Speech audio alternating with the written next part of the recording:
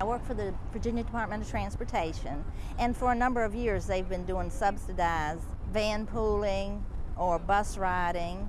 It takes longer for the commute because you have to stop off and let other people, but it's no going back now. In addition to saving on the gas, I don't have to pay for my parking space, and that was $42, and then my car insurance went down as well because I'm not driving to work. If we could figure out a way to make sure that the folks who are harmed by high gas prices in the lower socioeconomic categories were somehow made whole through other mechanisms, and we kept this higher energy price, a lot of technologies that aren't feasible at, say, $2 a gallon of gasoline are quite attractive at $4 a gallon of gasoline. And so there is a strong impact on the development of alternative technologies and on conservation and a wiser use.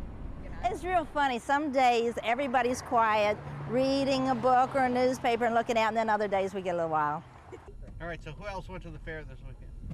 I did. Always cheaper. Took my grandson to the fair this weekend. They called agriculture, asking if they could find, agriculture could help them find a pig that would let them put, a farmer that would let them put lipstick on their pig.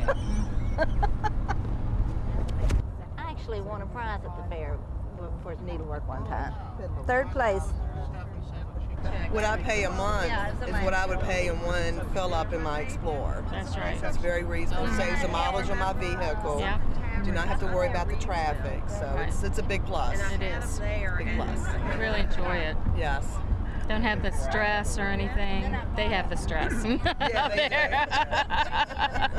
And they do it very well. They do very well in driving. Interestingly, with these high prices, we saw that the market does work in this area.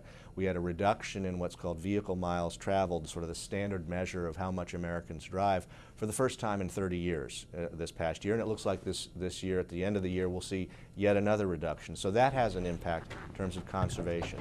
I'm really surprised. It's the only place I've worked where I've seen so many people who commute with others.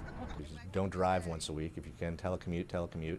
It makes a huge difference. When you add up those individual actions that people can take, and then we get the government assisting the market dealing with these macro solutions on electricity generation, there really is a way through this challenge.